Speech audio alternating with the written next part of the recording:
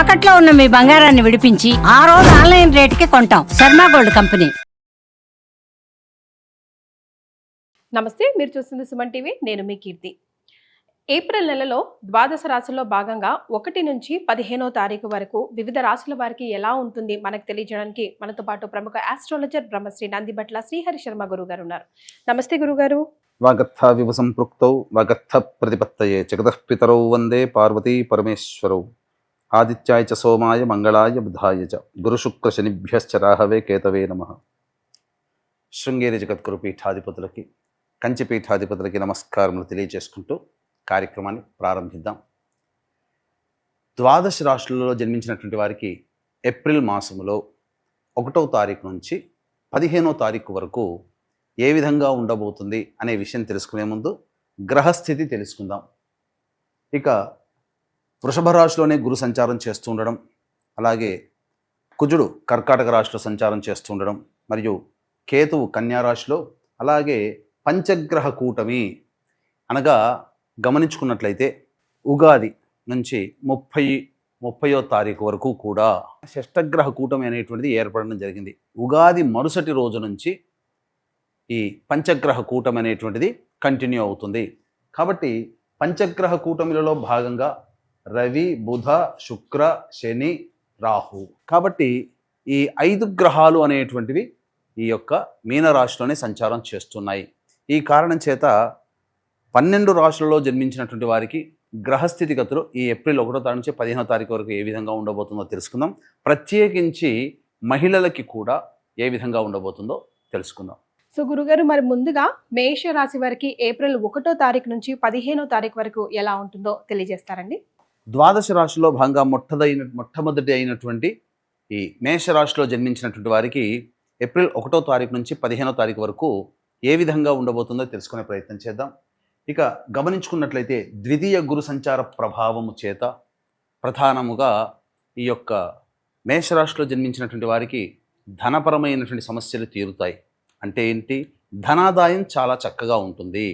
కానీ పంచగ్రహ కూటమి ప్రభావం అనేటువంటిది ఉన్నటువంటి కారణం చేత ధనాధిపతి మరియు సప్తమాధిపతి మరియు ఇక్కడ గమనించుకున్నట్లయితే లాభాధిపతి అయినటువంటి శని భగవానుడు, అలాగే పంచమాధిపతి బుద్ధి స్థానాధిపతి మరియు రుణస్థానాధిపతి, ఇవన్నీ కూడాను 5 గ్రహాల ప్రభావము వ్యయస్థానంలో మేషరాశి వారికి ఉన్నటువంటి కారణం చేత డబ్బు వచ్చినట్టు ఖర్చు అయిపోతుంది.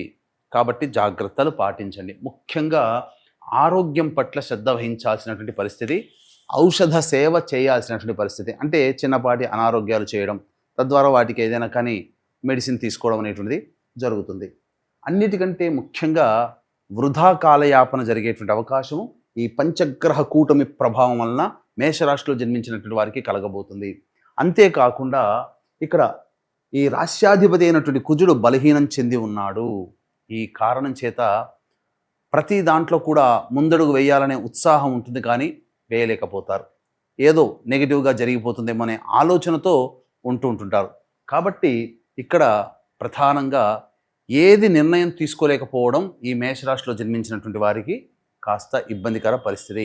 ఇక అన్నిటికంటే ముందుగా కొత్తగా యాడ్ అయినటువంటిది ఏంటనంటే ఏలిన నాడిశని ప్రభావం ప్రారంభమైంది.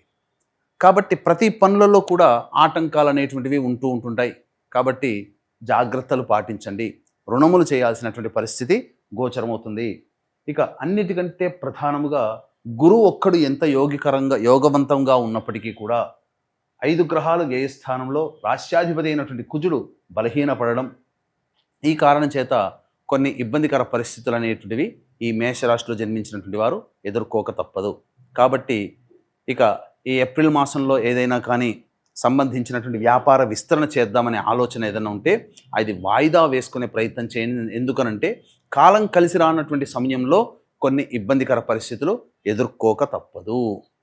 ఇక అన్నిటికంటే ముఖ్యంగా ఉద్యోగార్థులు, ప్రధానంగా ఉద్యోగార్థులు ఉన్నటువంటి ఉద్యోగంలోనే కంటిన్యూ చేయడం మంచిది. సమయం మంచిది కాదు కాబట్టి కొత్త ఉద్యోగం కోసం వెతుక్కోకండి. కాంట్రాక్టర్లు ఏదైనా కానీ ప్రభుత్వం నుంచి రావాల్సినటువంటి బిల్లులు ఏవైతే ఉంటాయో అవి ఆగిపోవడం కానీ కొన్ని కొత్త సమస్యలు రావడం కానీ జరుగుతుంది. కాబట్టి జాగ్రత్తలు పాటించండి.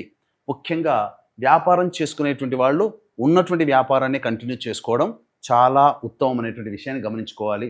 ఇక వివాహపరమైనటువంటి విషయాల్లో కనుక ఉన్నట్లయితే వివాహ ప్రయత్నాలు చేయండి. కొంతవరకు వివాహ ప్రయత్నాల్లో సఫలీకృతులు అవుతారని చెప్పవచ్చు.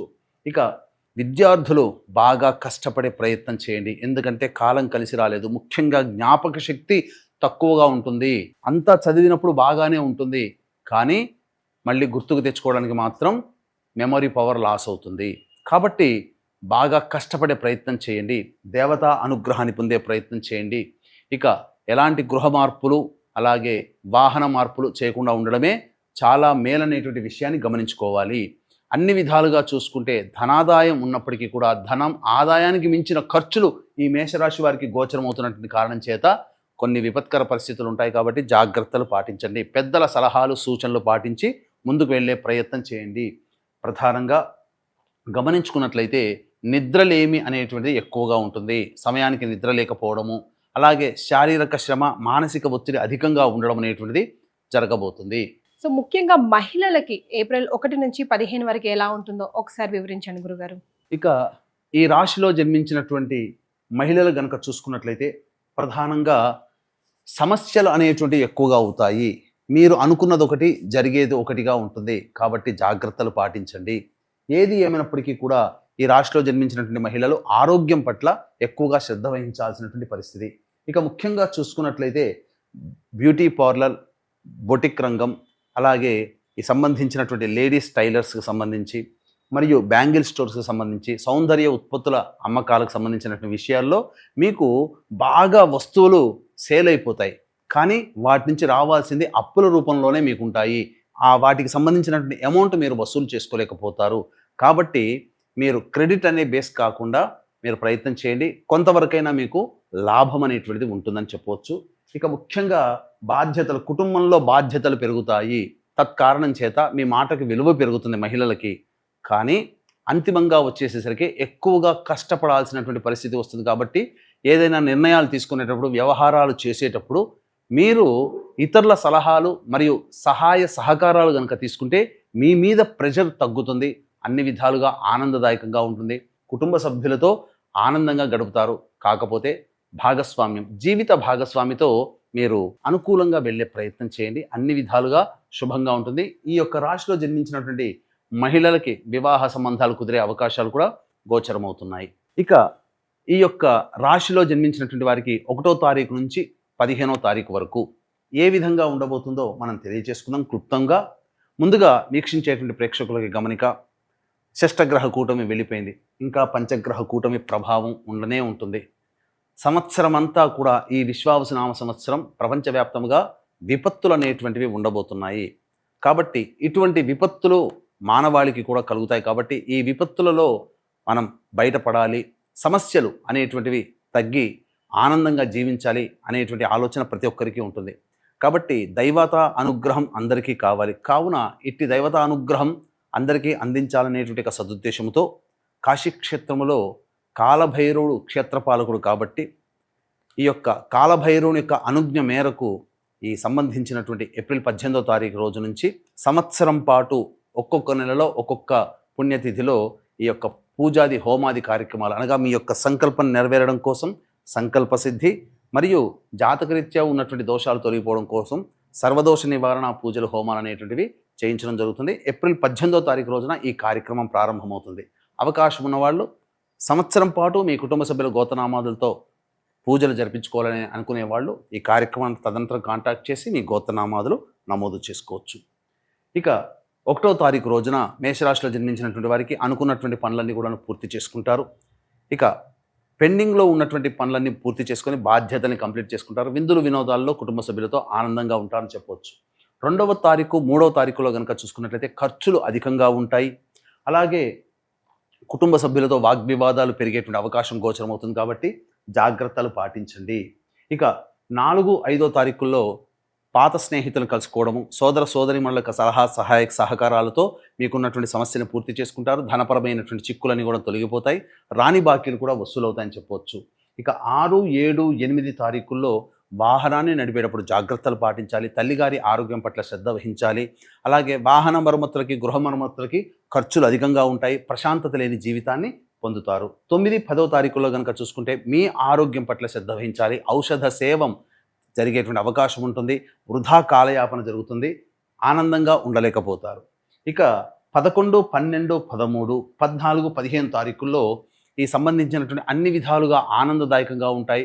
జీవిత భాగస్వాముల మధ్య ఉన్నటువంటి పొరపచ్చాలు తొలగిపోతాయి. ఆనందకరమైనటువంటి జీవితాన్ని పొందుతారు. అన్ని విధాలుగా యోగదాయకంగా ఉంటుంది. ధనానికి ఎటువంటి ఇబ్బందులు అనేటువంటివి ఉండవు. మరి వీరి ఇరువురు ఎలాంటి రెమెడీస్ ఫాలో అవుతే బాగుంటుందంటారు ఈ నెలలో, ముఖ్యంగా ఈ 15 రోజుల్లో? ఈ యొక్క మేషరాశిలో జన్మించినటువంటి వారు పరిహారాలలో భాగంగా ఇష్టదేవత ఆరాధన, తరచూ ఈశ్వర ఆలయాన్ని సందర్శించుకోవడం చేసుకుంటే అన్ని సమస్యలు తగ్గుతాయి. సంవత్సరం పాటు ఒక్కొక్క నెల ఒక్కొక్క క్షేత్రంలో మీ కుటుంబ సభ్యుల గోత్రనామాదులతో సంకల్ప సిద్ధి, సర్వదోష నివారణ, పూజలు, హోమాలు అనేటువంటివి చేయించడం జరుగుతుంది. అవకాశం ఉంటే ఆ కార్యక్రమంలో కూడా మీ గోత్రనామాదులు నమోదు చేసుకోవచ్చు. చాలా సంతోషం గురుగారు. మేషరాశి వారికి ఎలా ఉంటుందో తెలియజేశారు. ధన్యవాదాలు. సర్వం శ్రీ ఉమామహేశ్వర పరబ్రహ్మార్పణమస్తు.